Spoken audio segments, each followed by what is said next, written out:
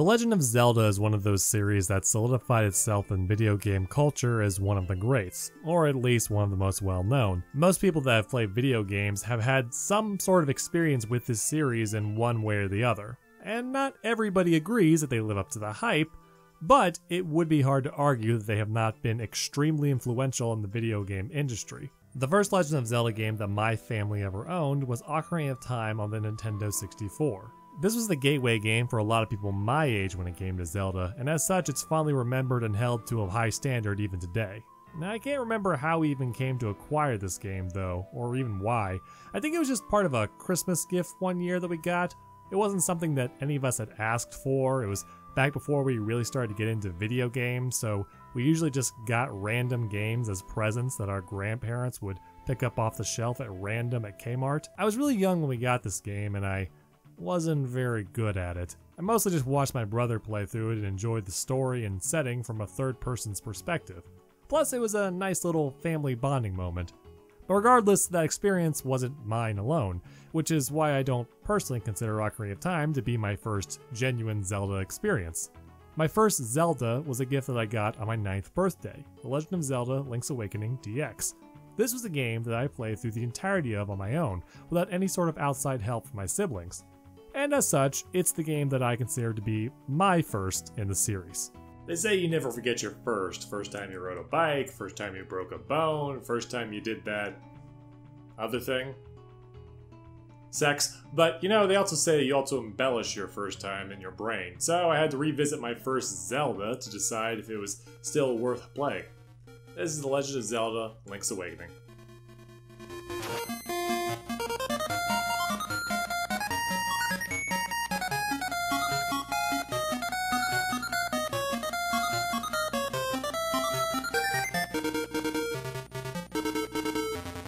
The Legend of Zelda: Link's Awakening is a game for the Game Boy, made in 1993. The game received an updated re-release for the Game Boy Color in 1998, which is the version that I played as a kid, and is the one that we'll be talking about today. And just in case you're wondering what's so different about the original version and the deluxe version, it mostly has to do with the differences between the Game Boy and Game Boy Color. The DX version added a new bonus dungeon that's entirely based around color-related puzzles, and when you reach the end of it, you can choose a permanent upgrade to your attack or defense that's represented by a red or blue tunic for Link. You could theoretically play the DX version on an older Game Boy, but it would make getting through the color dungeon almost impossible, assuming you could even get through the front door to begin with, where they ask you some color-related trivia questions. What color is my cloth? Yeah!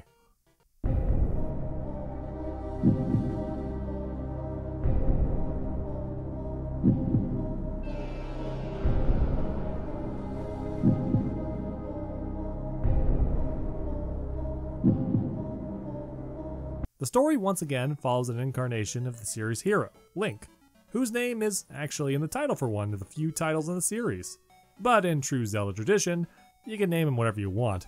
So I decided to go with Swank. That being said, while I'm fond of the have my character name something silly and then talk about them in a serious matter for the review joke, let's just call him Link for the rest of the video for sanity's sake, okay? Our tale begins with Link on a raft in the middle of the ocean during a terrible storm. After his boat is destroyed, he washes up on a mysterious island where he's rescued by a pretty young lass named Marin, whom he mistakes for the Princess Zelda. Yeah, sure, if you say so, bud. Marin and her father Terran give Link back his shield. Well, how'd they know it's his shield? Well, simple. It's got his name on it. You see, shield theft is a very common crime back in Hyrule. Any Joe Schmo could show up at the Lost and Found and take that sucker for themselves, being like, yeah, I'm, Lonk. You gotta get some sort of insurance for these things. After getting his shield back, Link has to go down to the beach where he first washed up, avoiding some Octo Rocks and pushing some spiky urchins that look like Gordo from Kirby out of his way, before he finally finds his sword laying on the beach. And how does he know it's his sword? Well, because it also has his name on it. Damn, Link, you were just the paragon of preparation. After you grab your sword, an owl swoops down and tells you that the only way off this island is to wake up some creature called the Windfish. He then tasks you with finding 8 special instruments to do this, and sets you off towards your first dungeon. Yeah, no hello or anything, no quick background on the island or any kind of name. No, it's just, oh cool, you have a sword. Go wake up the Windfish. Now. And from there, the adventure truly begins. Link has to travel across the island of Koholint to track down the 8 magical instruments that he'll use to wake up the Windfish in order to escape. To do this, he must traverse dangerous dungeons, defeat powerful enemies, and watch a couple of fish dance.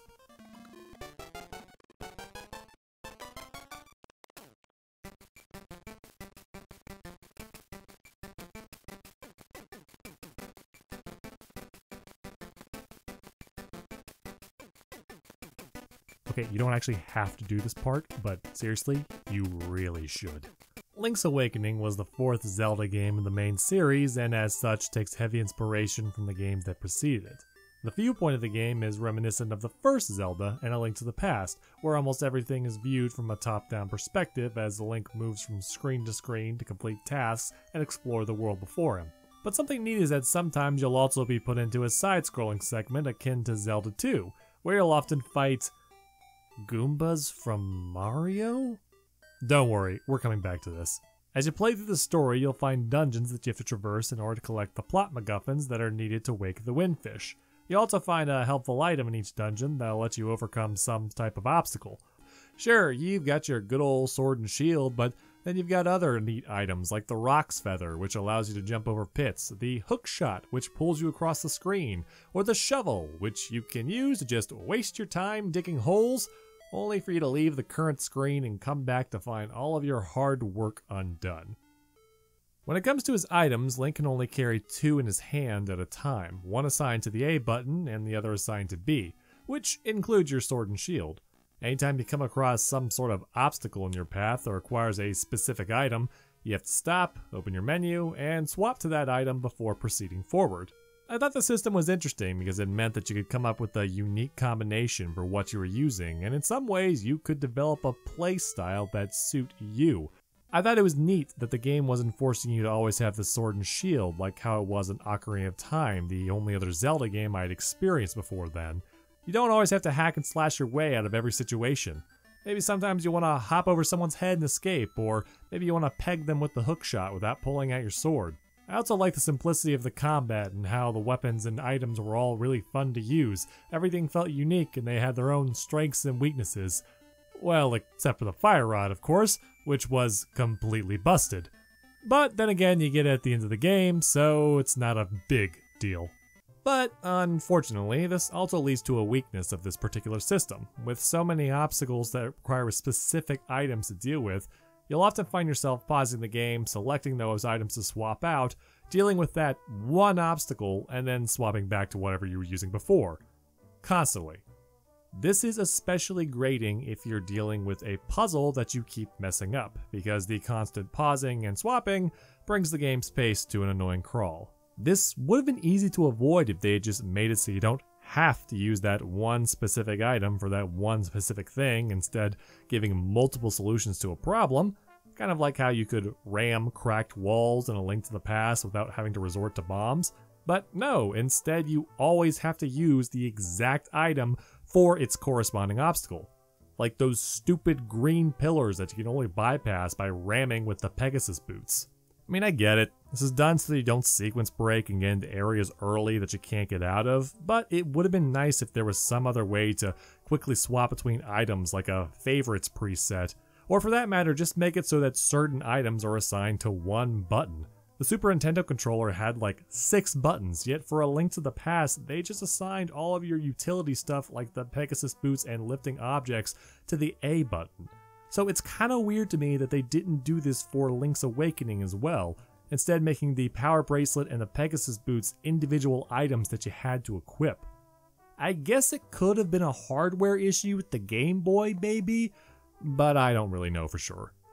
The gameplay for Link's Awakening was very typical Zelda. Yeah, there were a few spins on it for what it was in the series at the time, and there were certain things to it that would be fleshed out better later, but it wasn't bad. It was pretty good and enjoyable and simple.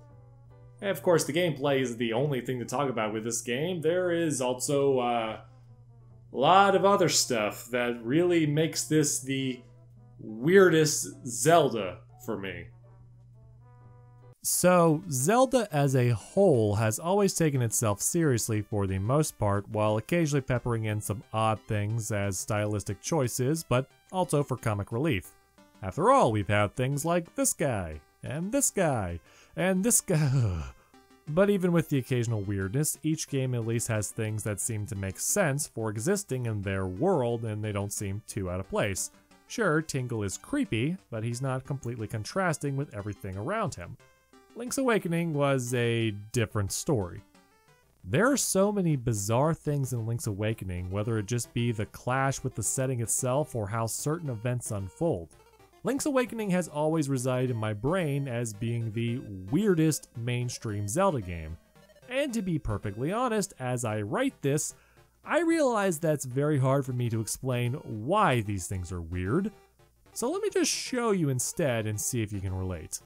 For starters, the game features numerous cameos of enemies from other Nintendo games, most notably ones from the Mario series. Goombas, for example, are a pretty common enemy that you just find in dungeons. You can stab them with your sword, but you can also hop on them in a classic way to kill them like you would in a Mario game. Not too bad? Okay, fair enough, let's keep going.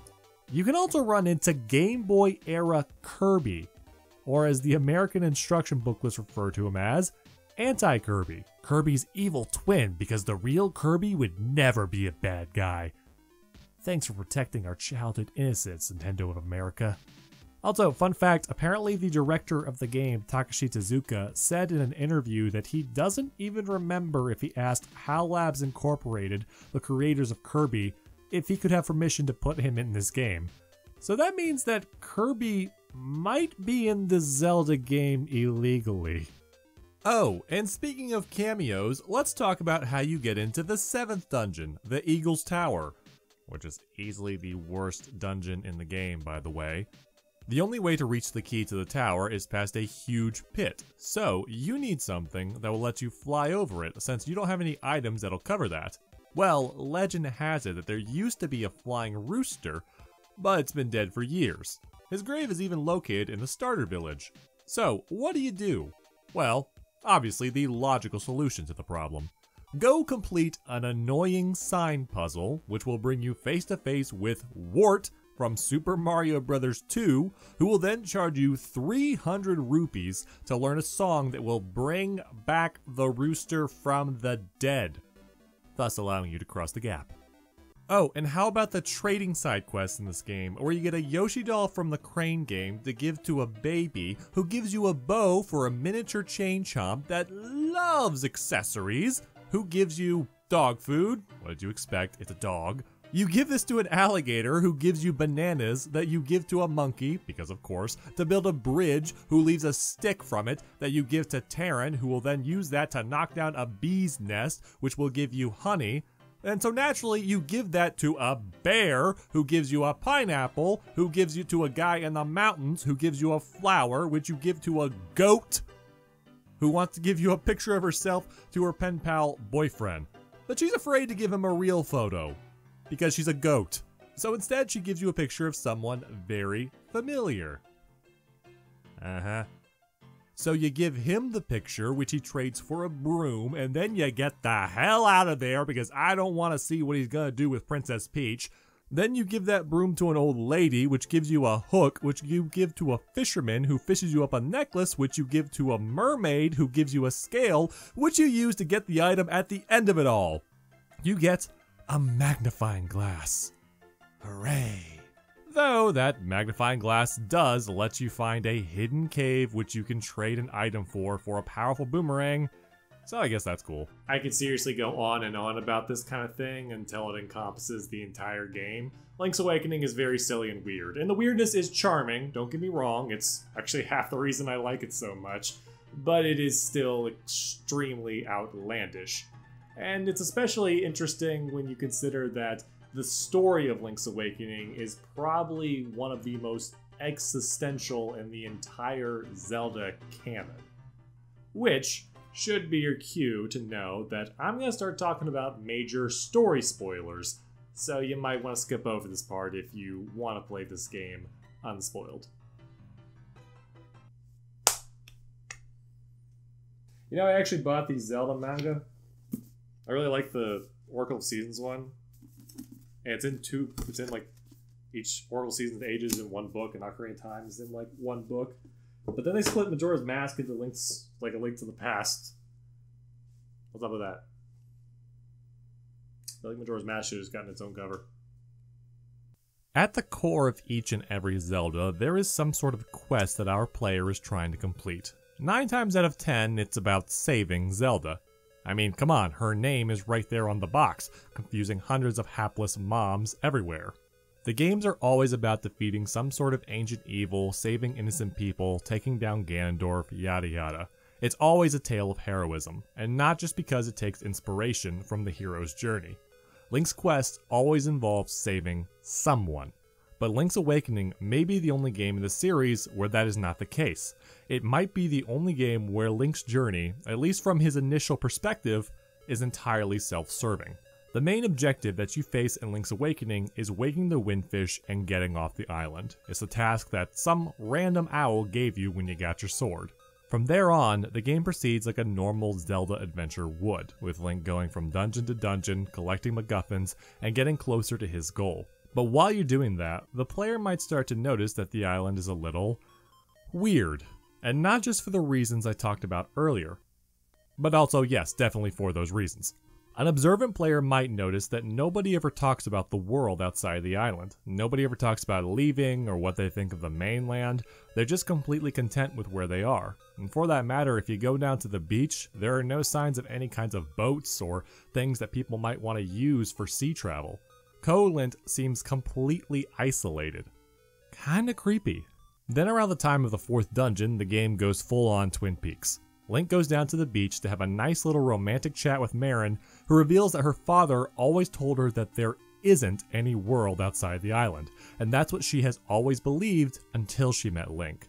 The arrival of this stranger into her life has shattered her worldview, and now she desperately wants to see just what it is that she's been missing. The full mood whiplash comes a little later though. You find a relief in a ruin that reveals some horrible information. The Isle of Koholint isn't real. It's a dream world created by the Windfish, and if you wake up the Windfish, all of the people that you've met and befriended will disappear. This is pretty heavy information to take in. So, when you go outside and see the wise old owl again, your one friendly face, he reassures you by saying, I mean, maybe it's a dream, but maybe it's not. You know what you should do though? Wake the Windfish. That'll clear the air right up. Starting to have some real suspicions about you, Owl. So all of a sudden, your entire adventure has been flipped on its head. What you thought was just a fun adventure to find a way to get back to Hyrule has now become some sort of existential crisis as you struggle with the knowledge that everything around you may not actually be real. All these people you befriended, this girl that you might have been falling in love with, your very own being, there's a chance that it might all be fake. So suddenly you're faced with all of these piercing questions. Is what you're doing actually just? Why are you doing all this anyway? Just to leave the island? Well, why do you want to leave the island? Is it worth risking the lives of all these people? Are they real? Well, they seem to think they're real. Marin says she's real and has aspirations of leaving the island after meeting you, but is that genuine? Is the island trying to get you to relate to her and feel bad about destroying it? Even if they're just dream projections, don't their feelings make them real? If nobody's real, then why do they think they're real? And why do they react as if they're real people? And why does Marin look like Zelda even though she doesn't? Needless to say, this is the kind of thing that can drive a person insane if you dwell too deeply on it. However, it doesn't take away from the importance of the questions. In the other 3 Zelda games before this, Link had always been the noble hero defeating evil with no evidence to contradict that. Link's Awakening is the only Zelda game where Link's mission could be seen as entirely selfish. Your objective isn't defeating the King of Evil, saving your sister, or just plain old saving the world. It's just to get your ass off this weird island and back home.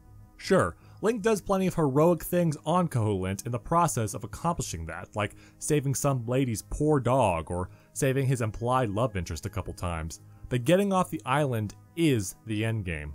none of it is helped by the fact that nobody can really give you a straight answer about the island's existence. The only characters that seem like they're trying to be straight with you are the monsters that you're defeating in each dungeon.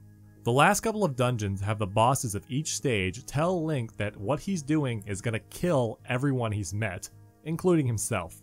It's intended as a threat to scare you into stopping your quest, but it also raises the question about the consequences of your actions and drawing attention to the fact that you might be being selfish. And that is really intriguing for a game that has always just been about saving a princess and defeating a pigman. But unfortunately, most of this is subverted once you reach the final dungeon. The final boss of the game is a shape-shifting nightmare monster that explains that they're actually keeping the windfish asleep so they can rule over Koholint as their own personal playground. And this kind of eliminates a lot of the tension that the story was building up, because now the game is no longer about just saving yourself, it's also about saving the windfish who's just a victim, and I hate this twist. Personally felt this was a bit of a letdown with how it was handled and somewhat of a cop-out. I would have liked a more ambiguous final confrontation where maybe the final boss wasn't so laughably evil and instead was a bit more sympathetic, but what can you do? It is what it is. You also find out that the owl was just the avatar of the windfish's spirit, and this was basically all just a cry for help. You then go to wake up the windfish and watch everyone you've met and grown attached to over the course of the game disappear into a flash of light. Link then wakes up in the middle of the ocean where he has been shipwrecked and probably dying of dehydration, only to see the windfish fly off, which gives him a smile and probably the haunting realization that he is almost certainly going to die slowly and alone now. Yeah, should have stayed in the dream world with a cute girl, you dope. As for Marin, well, there is a way to sort of get her a happy ending. There's a secret Easter egg golden ending that you can get if you manage to play through the entire game without dying once. Yeah, good luck with that. You get a brief shot of Marin, who has now turned into a seagull, flying off into the distance. Where is she going, you wonder? Will she finally live out her dreams of seeing the world, a free spirit on the wind? Well, for many of us, we thought we would never know. But now we do. She went to Hyrule Warriors where she opened up a huge can of whoop-ass! Link's Awakening is a good game. It's a game that I enjoyed as a kid, and even more as an adult. It was also an important stepping stone in Zelda's history and influenced a lot in the series for years to come. It's definitely a weird game, and there are a few rough edges to it that make it show its age, but it's still a game that I like quite a bit. If you want to see a very odd but vital part of Zelda canon, find a way to pick it up.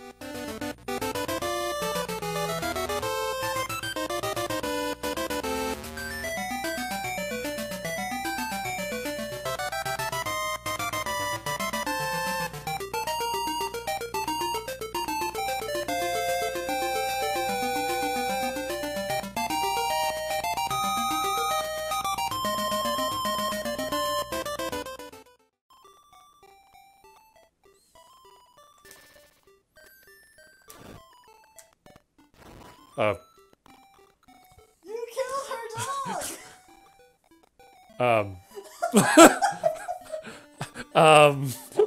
It's dead forever.